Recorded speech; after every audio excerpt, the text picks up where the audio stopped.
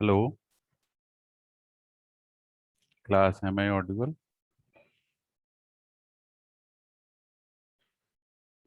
Class, am I audible? Yes, sir. Okay. तो unit 4 चल रहा था हमारा, ठीक है। और इसमें हमने आपको, देखिए, शेयर किया। आप लोग को शेयर हो रहा है? शेयर किया है अभी? Yes, sir. ठीक है, तो इसमें हम लोगों ने ये सारी चीज़ें डिस्कस कर ली थी, ठीक है। ये सारा पार्ट हमारा कवर हो गया था।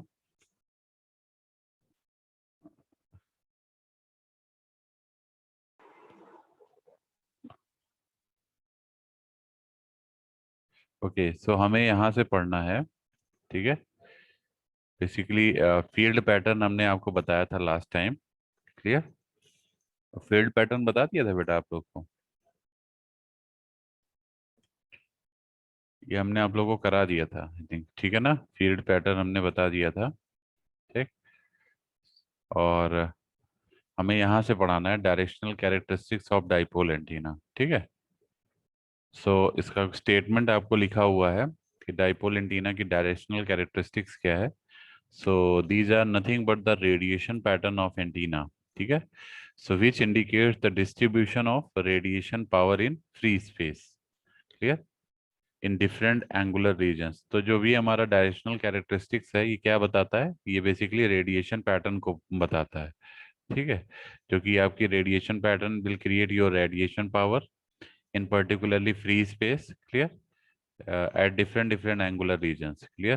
So in other word, you may define it as a antenna that is a graphical representation of radiation as a function of direction, clear. So basically दो तरीके का हमारा रेडिएशन पैटर्न होता है एंटीना में। एक होता है फील्ड स्ट्रेंथ पैटर्न, एक होता है पावर पैटर्न, ठीक है। जो पावर पैटर्न है वो फील्ड स्ट्रेंथ पैटर्न के स्क्वायर के डायरेक्टली प्रोपोर्शनल होता है। दोनों में रिलेशन भी है, means power pattern will be directly proportional to the square of the field strength pattern, ठीक है, जो भी एंटीना का है। सो पैटर्न्स को जो हम प्लॉट करते हैं, या तो पोलर कोऑर्डिनेट्स में प्लॉट करते हैं या लीनियर कोऑर्डिनेट्स में प्लॉट करते हैं, ठीक है। It basically represent the far field variation which is represented in the form of variation of absolute normalized field strength in dB as a function of theta, clear. So ये कुछ हमारे in general patterns हैं antenna में। That is horizontal pattern की अगर हम बात करें, इसमें आपके ऑब्जेक्टिव क्वेश्चंस भी कवर होते हैं काफ़ी।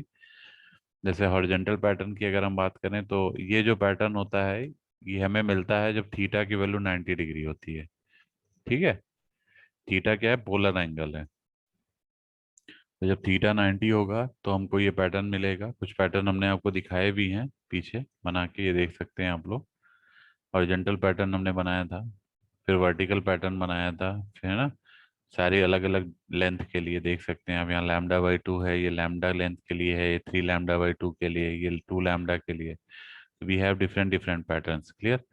तो हॉरिजॉन्टल पैटर्न हमको मिलता है जब हमारा पोलर एंगल 90 डिग्री होता है, ठीक।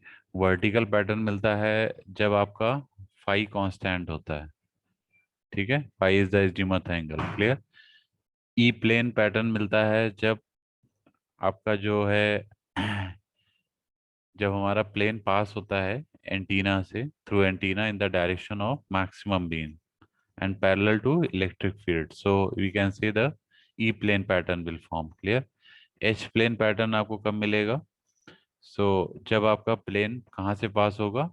That will be the direction of maximum beam, clear, and parallel to magnetic field, that is H field pattern का मतलब है कि आपका magnetic field के parallel होगा प्लेन। ई फील्ड पैटर्न का मतलब है जो प्लेन आपका इलेक्ट्रिक फील्ड प्लेन होगा वो बीम के पैरेलल होगा, दैट इज, और पैटर्न आपको ई फील्ड में मिलेगा, ठीक है। प्रिंसिपल प्लेन्स क्या होते हैं? जिसमें आपके ई और एच दोनों ही प्लेन्स हमारे नोन होते हैं। E and H both planes are known, clear. आवाज आ रही सभी को? So E and H planes are known as the principal plane, and these patterns are known as principal plane patterns. इसके बाद आता है थीटा पोलराइजेशन। थीटा पोलराइजेशन क्या होता है? It is same as the vertical polarisation. Clear? Then we have phi polarisation. Phi polarisation is same as the horizontal polarisation. ठीक है, तो थीटा आपका वर्टिकल पोलराइजेशन के रिगार्डिंग होता है और फाई आपका हॉरिजॉन्टल पोलराइजेशन के रेस्पेक्ट में होता है। ठीक है, तो ये कुछ हमारे पर्टिकुलरली पैटर्न्स हैं या पोलराइजेशंस हैं, ठीक है, जो हमारे डाइपोल एंटीना से लिंक करते हैं।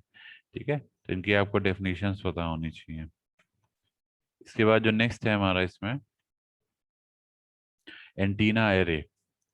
अब जो आपका इंपॉर्टेंट टॉपिक है दैट इज एंटीना एरे। ठीक है, एंटीना एरे क्या होता है, इसकी डेफिनेशन देख सकते हैं आप। इसमें हम लोग टू एलिमेंट एरे पढ़ेंगे, फिर मल्टी एलिमेंट एरे भी पढ़ेंगे। ठीक है, जिसमें हमारे मल्टीपल एलिमेंट्स कनेक्ट होंगे, एरे एलिमेंट। तो पहले तो एंटीना एरे होता क्या है? एरे बेसिकली एक हमारा रेडिएटर है, रेडिएटर एंटीना को बोलते हैं। ठीक है, तो it is a collection of multiple radiators in a bunch. Clear? जो कि आपको एक high gain, high directivity pattern produce करते हैं। क्लियर? सो इसमें जैसे मान लीजिए आप एक एक एंटीना यूज कर रहे हैं फॉर ए सिंगल रेडिएटर। अगर उसकी स्ट्रेंथ आपको बढ़ानी है तो आपको उसकी लेंथ बढ़ानी पड़ेगी।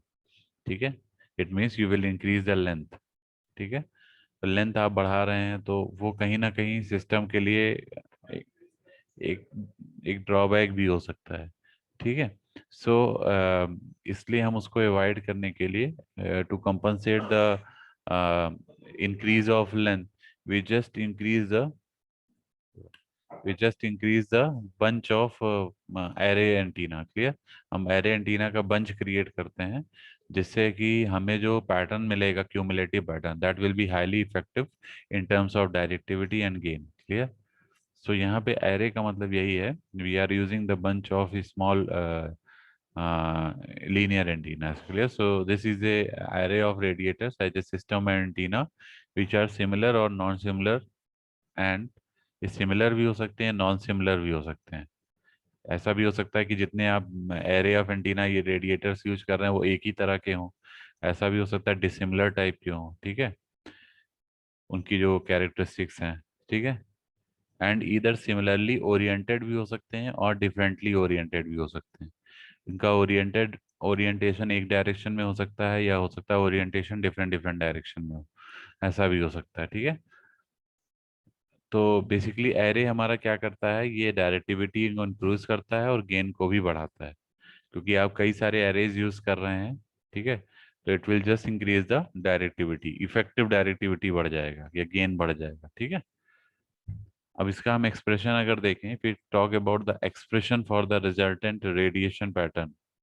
एक्सप्रेशन की अगर हम बात करें for two element array, so you can see the effective जो फील्ड रिजल्टेंट फील्ड हमको मिलता है वो that is 2 EA cos pi d cos phi by lambda plus alpha E upon 2।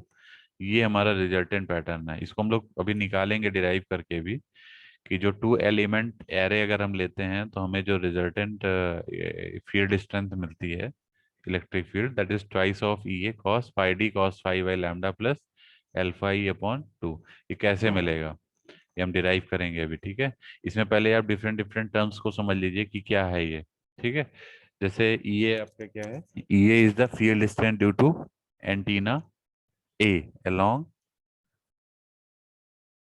किस डायरेक्शन में है ये?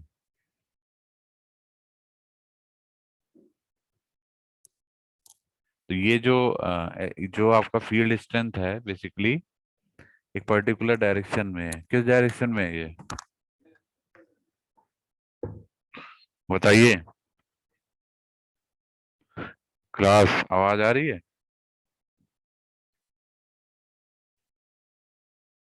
हेलो? हेलो? किसी का Yes, sir. रिस्पॉन्स नहीं? हाँ, मैं कुछ पूछ रहा हूँ बेटा, आप लोग बीच बीच में रिस्पॉन्स करिए, जब मैं पूछूं कुछ भी तो आप बताइए। ठीक है, मेरा क्वेश्चन ये है, हम एरे की बात कर रहे हैं। ठीक है, तो इसमें आप एक अभी रिलेशन देख रहे हैं सामने जो लिखा हुआ है, that is the field strength, E की वैल्यू लिखी हुई है। ठीक है। इसमें मेरा क्वेश्चन ये है कि जो ये फॉर्मूला है, इसमें जैसे मैं बात कर रहा हूँ इसको मैं थोड़ा ऊपर कर देता हूँ। ठीक है, अभी आपको दिख रहा होगा क्लियरली। तो हाँ, ये जो ई है, ई ए है, ई ए आपका फील्ड स्ट्रेंथ है due to antenna A alone, not along, this is alone. Antenna A की वजह से जो फील्ड स्ट्रेंथ है दैट इज योर, इसको एलोन कर लीजिए, नॉट एलोंग।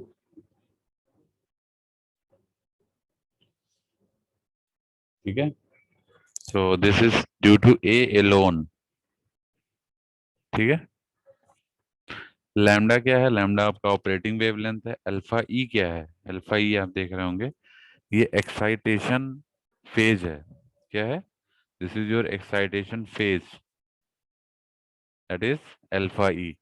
डी क्या है? D is the spacing between antennas. तो जैसे दो एंटीना है, ए और बी पे हमारे प्लेस हैं, उनके बीच की जो स्पेसिंग है दैट इज डी। ठीक है। फाई क्या है? Phi is the angle between the axis of the array and line of observation. ये लाइन है basically, and line of observation. ठीक है, सो ये चीज है। ठीक है, तो ये कुछ टर्म्स हैं जो आपको पता होनी चाहिए। अब इसका डायग्राम अगर हम देखेंगे नेक्स्ट पेज पे, इसका प्रूफ भी करेंगे। तो ये देखिए, this is your diagram, clear. इस डायग्राम को देखेंगे तो ए और बी पे हमारे, ये आपकी एरे एक्सिस है। ये जो आप लाइन देख रहे हैं horizontal line, this is your axis of array, जिसपे हमने दो पॉइंट लिए हुए हैं ए एंड बी, क्लियर, जिनके बीच की स्पेसिंग कितनी है? स्मॉल डी है। यहाँ पे एक हमारा एंटीना एलिमेंट है और एक एंटीना एलिमेंट इस बी पॉइंट पे है, क्लियर। दो हमारे पॉइंट हैं ए और बी जहाँ एंटीना एलिमेंट प्लेस्ड है।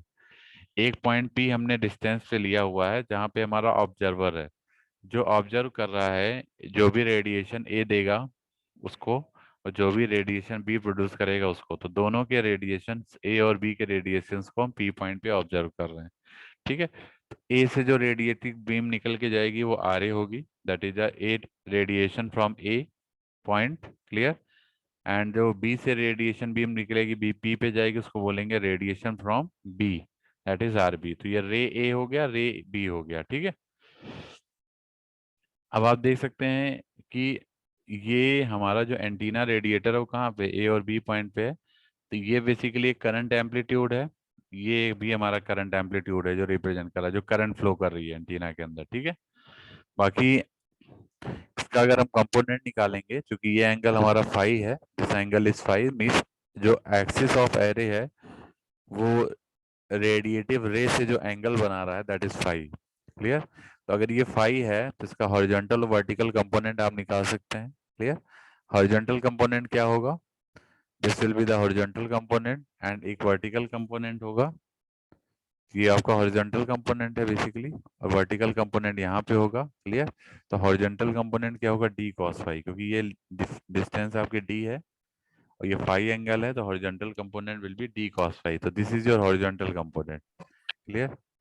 जो कॉस फाई यहाँ बन रहा है, फाई के साथ जो एंगल ये बनाएगा that will be d cos phi. तो its component will be d cos phi on the horizontal direction, while the vertical component will be d sin phi, clear। ये आप जो देख रहे होंगे, एक लाइन हमने बीच से ड्रॉ किया है। ठीक है, ये क्या बता रहा है? ये पाथ डिफरेंस बता रहा है।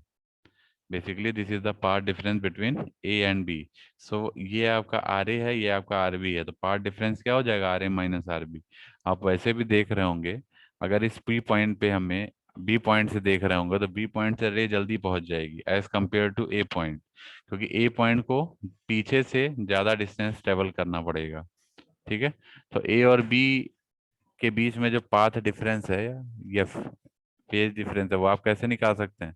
एक हमने यहाँ परपेंडिकुलर ड्रॉ किया जो इस ए वाली लाइन पे हमारा यहाँ जाके मीट कर रहा है, तो आप देखेंगे कि इतना हमारा पार्ट डिफरेंस आ रहा है, this is your part difference, clear.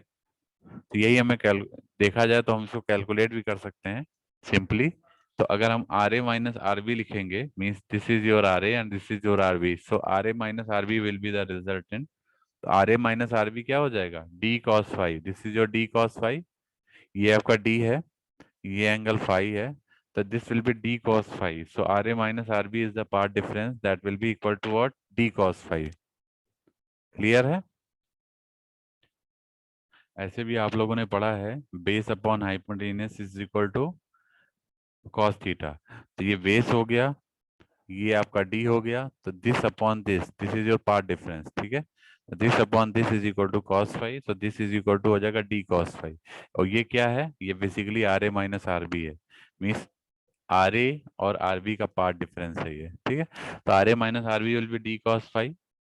यहाँ से आर बी देखेंगे तो r B is equal to आ जाएगा are A minus d cos five, ये इधर जाएगा तो r A minus d cos five हो जाएगा, ठीक है। अब एक चीज इसमें देखिए कि अगर हम मैग्नीट्यूड की बात करें विद द अप्रोक्सीमेशन मेथड, तो हमारा एक cos फाइव, अगर हम फाइव की वैल्यू क्या कर दें, suppose five is your 90 degree, ठीक है। In that case this will be what, this will be zero, तो r A approximately r B के बराबर हो जाएगा, ठीक है। Due to approximation method your r A will be equal to r E P, ठीक है। अप्रोक्सीमेशन का मतलब है कि you have just taken five into 90 degree, ठीक, क्लियर।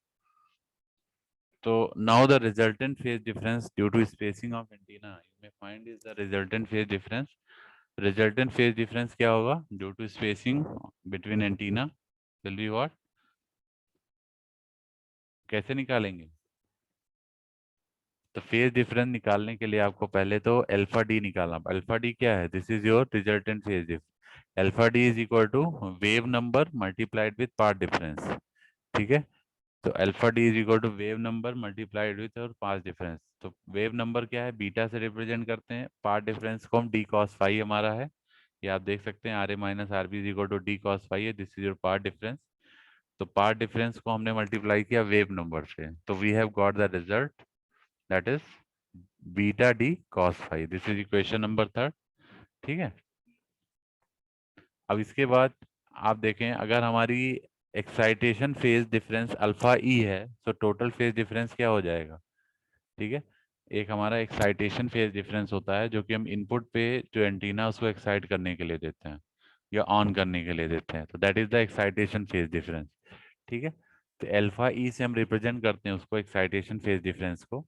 सो अल्फा ई भी आप इसका ऐड हो जाएगा इसके साथ, जो पीछे आपने फेज डिफरेंस निकाला है, अल्फा ई अल्फा डी के साथ ऐड हो जाएगा, तो आपको क्या मिल जाएगा, टोटल फेज डिफरेंस, ठीक है।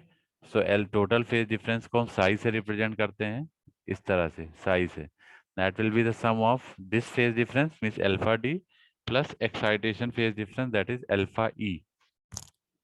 ये दो हमारे फेज डिफरेंस हो जाएंगे, ठीक है, देख सकते हैं आप, ये टोटल फेज डिफरेंस आ गया beta d cos five plus alpha E, यहाँ आप देख सकते हैं this equation, clear. Alpha E क्या है, phase angle by which the current I B in antenna B leads to the current I A in antenna A. ये वो angle बताता है जिस जिस एंगल पे हमारा जो करंट एंटीना बी में है वो लीड करेगा एंटीना ए की करंट से।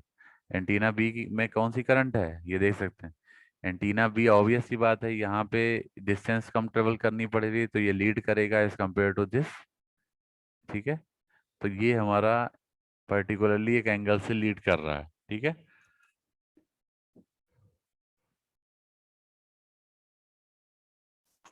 यही हमारा कहलाता है अल्फा ई, जिसको हम लोग बोलते हैं एक्साइटेशन एंगल, ठीक है। तो रिजल्टेंट फील्ड की अगर हम बात करें in the form of phasor form, so अगर हम फेजर फॉर्म के बाद रिजल्टेंट फील्ड देखें तो हमारा क्या होगा, E r is equal to E A into one plus ई की पावर जे साई। जैसे आप रिजल्टेंट कोई भी डिफाइंड करते हैं, ठीक है, तो ये हमारा निकल के आ जाएगा रिजल्टेंट, ठीक है, that will be e A bracket में वन प्लस ई की पावर जे साई, ठीक है। ई ए क्या है, ई ए अभी हमने पीछे बताया था, ई ए क्या है, ये is the field strength due to antenna A, ठीक है। तो E r is equal to आ गया ई ए ब्रैकेट में वन प्लस ई की पावर जे साई, ठीक है। अगर आप दोनों तरफ मॉड लेते हैं तो you will get the real value. So इधर भी मॉड ले लिया, राइट साइड में भी मॉड ले लिया, तो हमें राइट साइड में जो मॉड लिया उसमें ई ए हमने यहाँ बाहर निकाल दिया, आप नीचे देख सकते हैं we have just taken e a as a output quantity, और वन प्लस ई की पावर जे साई का मॉड लेंगे तो क्या हो जाएगा, under root real square plus imaginary square.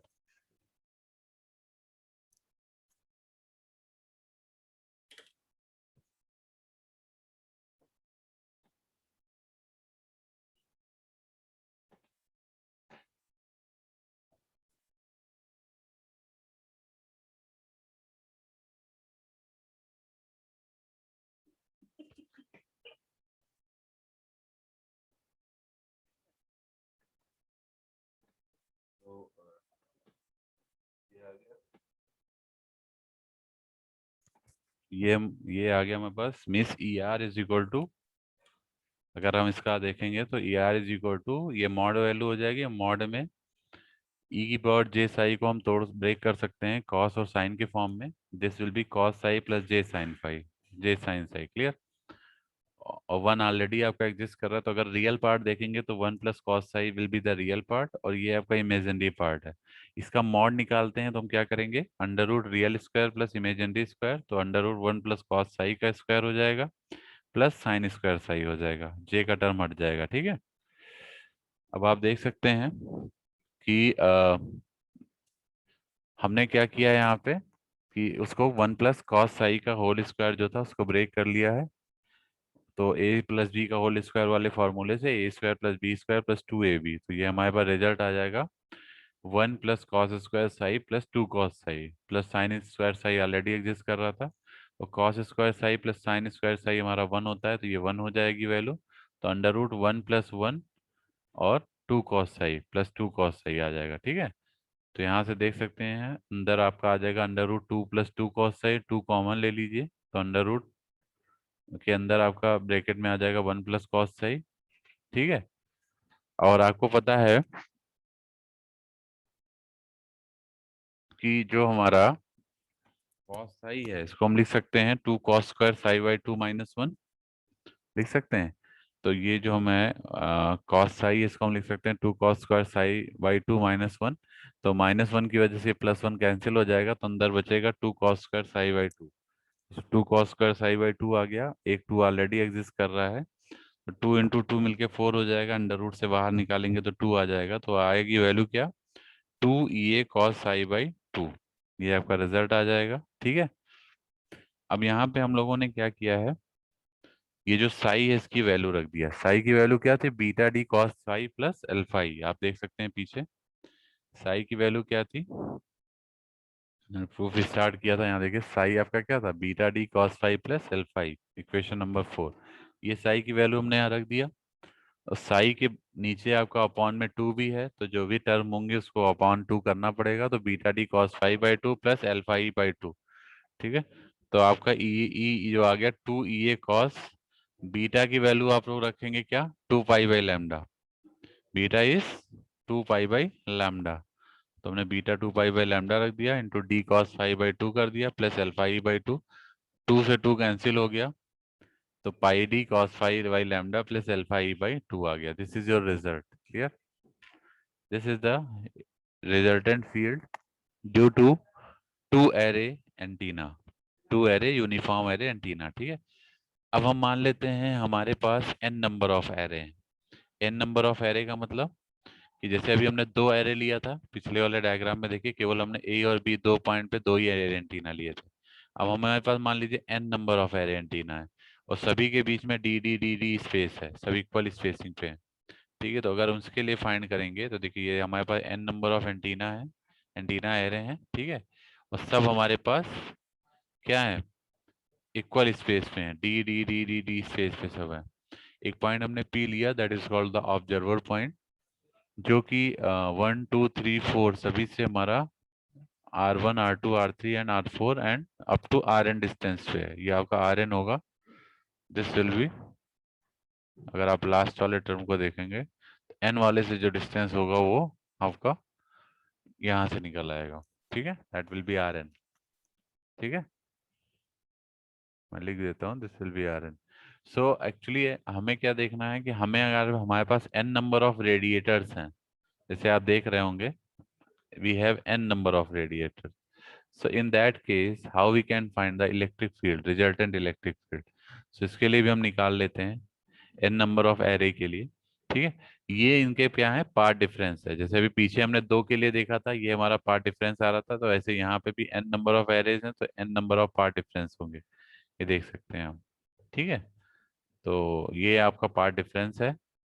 सो अगर हम देखें यहाँ पे भी हमें वही काम करना है जो हम टू के लिए कर रहे थे, तो we have again taken a point P at a distance away from this 1 2 3 4 5, that is R1 R2 R3 and Rn, clear, let P be a point that is far away, that is the lambda be the operating wavelength, clear, and if the field of the antenna 1 is even, मान लेते हैं जो हमारा antenna 1 हम यहीं से start करेंगे, इसका फील्ड हमारा इवन है। क्या है? इवन। हमें प्रूफ क्या करना है? हमको प्रूफ ये करना है, ये देखिए, E is equal to sine n psi by two upon size by sine psi by two. ये एन नंबर ऑफ एरेज के लिए है, ठीक है, जो इक्वल स्पेसिंग पे है, ठीक है, उनके लिए ध्यान रखिएगा। तो हमने E1 देखा, तो E1 हमारा आ गया, E1, E1 की वैल्यू क्या हो गई? Is the field strength at first radiator, ठीक है। एंटीना 2 के लिए बात करेंगे, तो एंटीना 2 के लिए जो हमारा फील्ड स्ट्रेंथ हो जाएगा वो क्या होगा? E1 e की पावर जे साई, ठीक है। E1 इंटू, सबको हम E1 के रेस्पेक्ट में ही देखेंगे, तो एंटीना 2 के लिए देखेंगे तो E1 इंटू ई की पावर जे साई साई 1, ठीक है। E2 के लिए देखेंगे, सॉरी, हाँ नहीं सॉरी, 2 के लिए देखा हमने तो E1 इंटू ई की पावर जे साई आ गया। 3 के लिए देखेंगे तो E1 इंटू ई की पावर जे टू साई हो जाएगा। सिमिलरली n के लिए देखेंगे तो E1 इंटू ई की पावर, आप देख रहे होंगे जब 2 के लिए देख रहे थे तो यहाँ एक वैल्यू हमारी, यहाँ 1 आ रहा है, ई की पावर 1 इंटू जे साई आ रहा है। 3 के लिए देख रहे हैं तो E1 इंटू ई की पावर जे टू साई आ रहा है। ऐसे n नंबर ऑफ रेडिएटर के लिए देखेंगे तो E1 इंटू ई की पावर जे n माइनस वन हो जाएगा, इससे जस्ट एक पहले की वैल्यू, ठीक है। जैसे यहाँ 3 है तो यहाँ 2 है, यहाँ 2 है तो यहाँ 1 है, जैसे n होगा तो यहाँ n माइनस वन होगा, ठीक है। तो दिस इज योर फील्ड, ठीक है,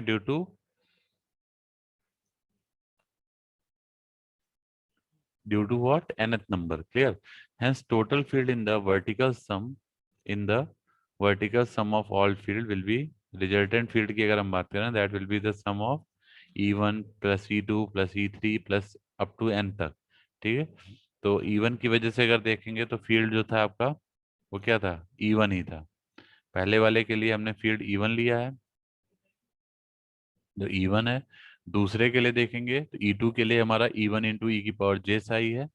तीसरे के लिए देखेंगे तो E1 इंटू ई की पावर जे टू साई है। ऐसे ही so on up to nth के लिए देखेंगे तो E1 इंटू ई की power j n minus one psi है। हमने E1 कॉमन ले लिया, ठीक है। तो साई हमारा क्या आ गया, और साई की वैल्यू रख दिया। साई की वैल्यू क्या है? Beta d cos five plus alpha ई।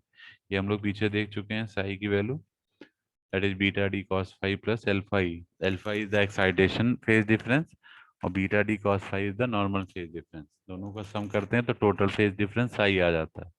तो this is your psi, clear? अब हमने क्या किया है, दोनों इस इक्वेशन को, इक्वेशन नंबर 1 को, दोनों साइड हमने e की पावर जे साई से मल्टीप्लाई कर दिया। तो यहाँ भी e की पावर जे साई से मल्टीप्लाई कर देंगे, इधर भी कर देंगे। तो दोनों साइड हमने मल्टीप्लाई कर दिया, और e की पावर जे साई जो राइट साइड वाला, उसको हमने ब्रैकेट के अंदर ले लिया, ठीक है। तो उसके बाद क्या किया, जो हमें इक्वेशन नंबर 2 मिली, ऐसा करने के बाद फिर हमने 1 को 2 में से माइनस कर दिया। जो ये 1 है इसको 2 से माइनस कर दिया। तो माइनस किया तो हमको कुछ इस तरीके से टर्म मिलेगा। लेफ्ट हैंड साइड से माइनस होगा, राइट हैंड साइड से माइनस होगा। कई सारे टर्म कैंसिल हो जाएंगे, ठीक है, कई सारे टर्म तो आपके कैंसिल हो जाएंगे। जैसे कौन कौन सा टर्म कैंसिल हो जाएगा? जब आपने माइनस किया तो पहले तो ये आएगा ई आर इंटू ई की पावर जे साइन, ये लेफ्ट वाले साइड आएगा। सॉरी, ये आएगा ई आर इंटू ई की power j psi minus one, क्योंकि ये ई आर इंटू ई की पावर जे साई है, ये ई आर है। इसमें से इसको माइनस करेंगे, ई आर कॉमन हो जाएगा, ब्रैकेट में बचेगा ई की power j psi minus one. Right side देखेंगे और राइट साइड में ये टर्म है, ये टर्म है, ये ई वन इंटू ई की पावर जे साई है। ये पहला टर्म इसका ई वन है। तो अगर ई वन कॉमन लेंगे तो अंदर बचेगा ई की power j psi minus one, ठीक है। ऐसे ही सेकेंड टर्म देखेंगे तो ये ई की पावर जे टू साई है, ई की पावर जे साई है, ठीक है। यहाँ भी आप इवन कॉमन लेंगे तो ई की power j two psi minus e की पावर जे साई आ जाएगा। ऐसे ही सो ऑन। तो लास्ट में जब अगर हम देखेंगे तो यहाँ आएगा ई की power j n psi minus e की पावर क्या, जीरो, ठीक है। ई की पावर जीरो मीन्स वन, आपका वन आ जाएगा। तो इट मीन्स ई की power j n psi minus one, that will be the what, ये क्या होगा?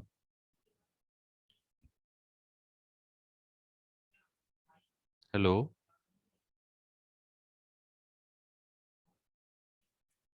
आवाज नहीं आ रही बेटा। ये आप ऐसे देख सकते हैं, ये देखते जाइए कटता जाएगा, ये जैसे E1 इंटू, यहाँ E1 तो रह जाएगा, ठीक है, लेकिन E1 इंटू ई की पावर जे साई, यहाँ E1 इंटू ई की पावर जे साई से कैंसिल हो जाएगा। सेकेंड वाले टर्म से इसका सेकेंड वाला टर्म इसके फर्स्ट वाले टर्म से कैंसिल हो जाएगा। सिमिलरली की पावर J2 साई यहाँ पे इससे कैंसिल हो जाएगा। तो आप देखेंगे लास्ट में जो आपका टर्म यहाँ बचेगा, ई की पावर JN साई बचेगा, और यहाँ क्या बचेगा, केवल 1 बचेगा आप, ठीक है। तो रिजल्टेंट आ जाएगा ई की पावर JN साई -1, ठीक है।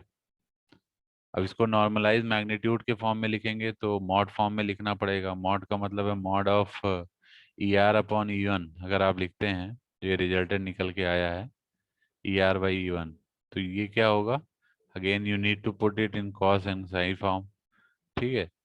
तो हमने रख दिया यहाँ पे, देखिए ई की पावर जे एन साई को, ई की पावर जे साई को हम लिख सकते हैं cos phi plus j sine phi -1, ये लिख सकते हैं। तो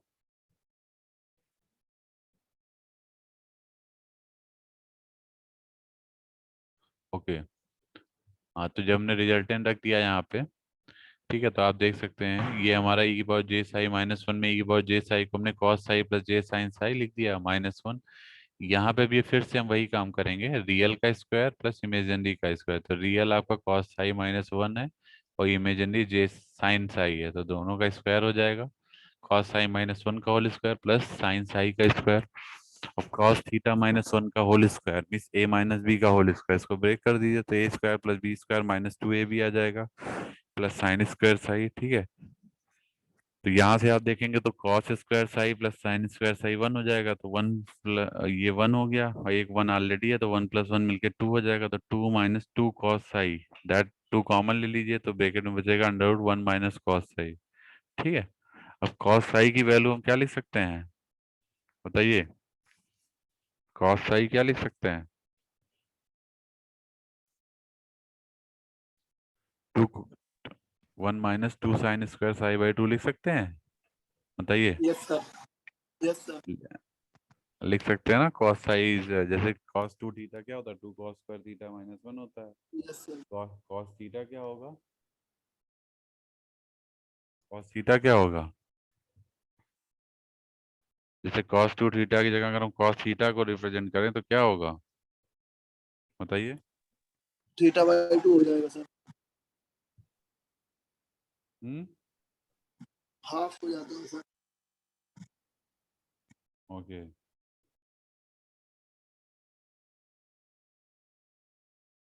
हाँ, तो वही हमने रख दिया यहाँ पे, ठीक है। तो देखिए जब हमने रख दिया थीटा के फॉर्म में तो हमें रिजल्ट क्या मिला यहाँ से,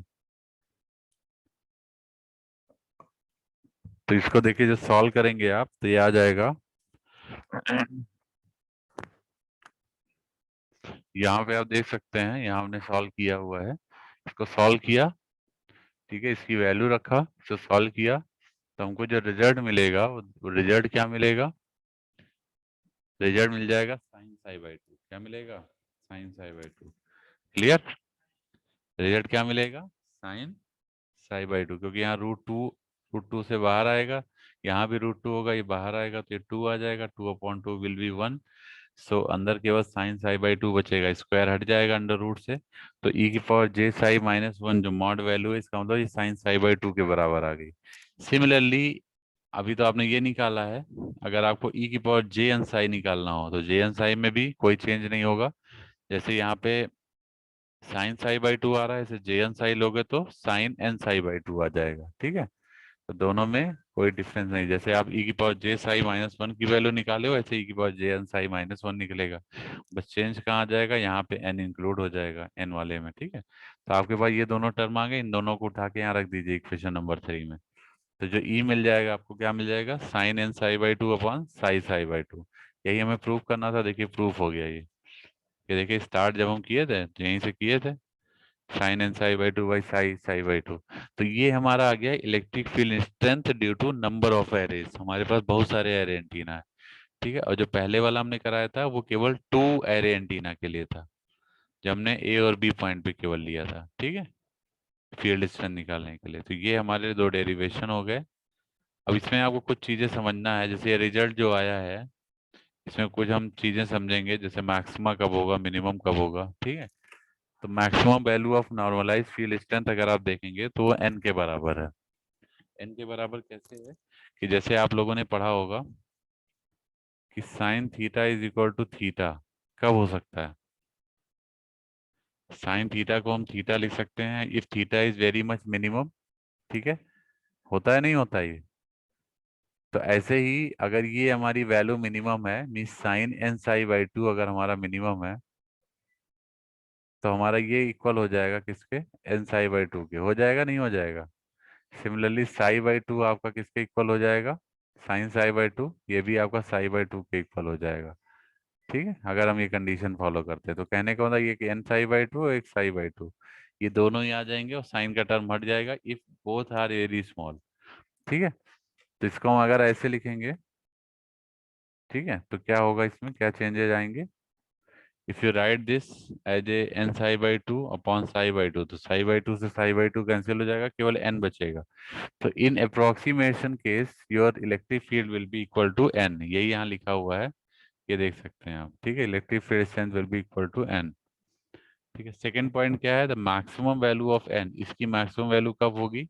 जब psi is equal to zero होगा, मीन्स टोटल जो पार्ट डिफरेंस है वो जीरो होगा, ठीक है।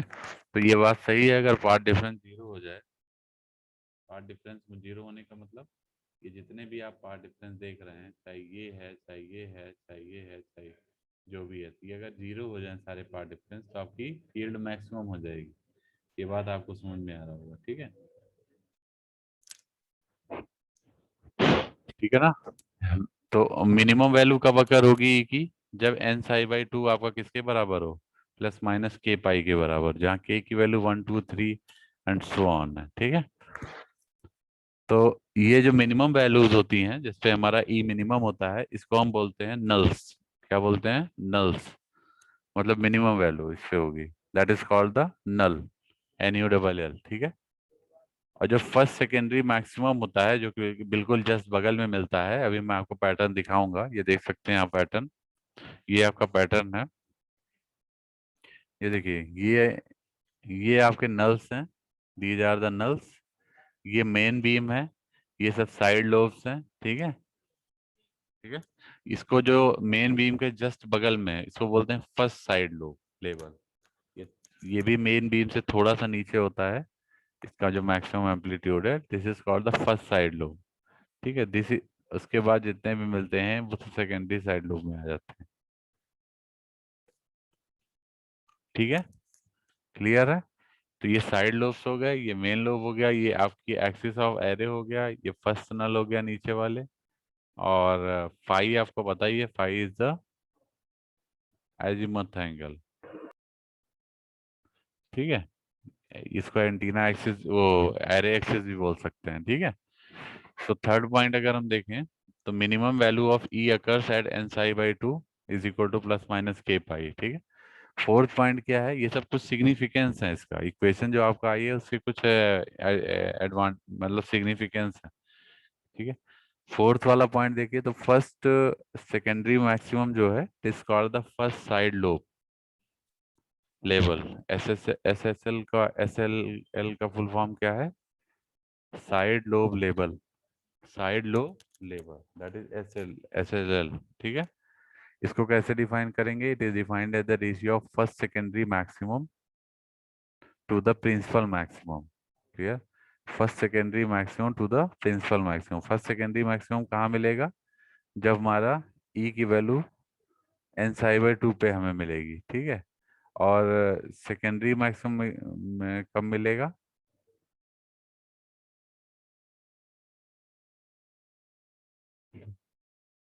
Hello, hello,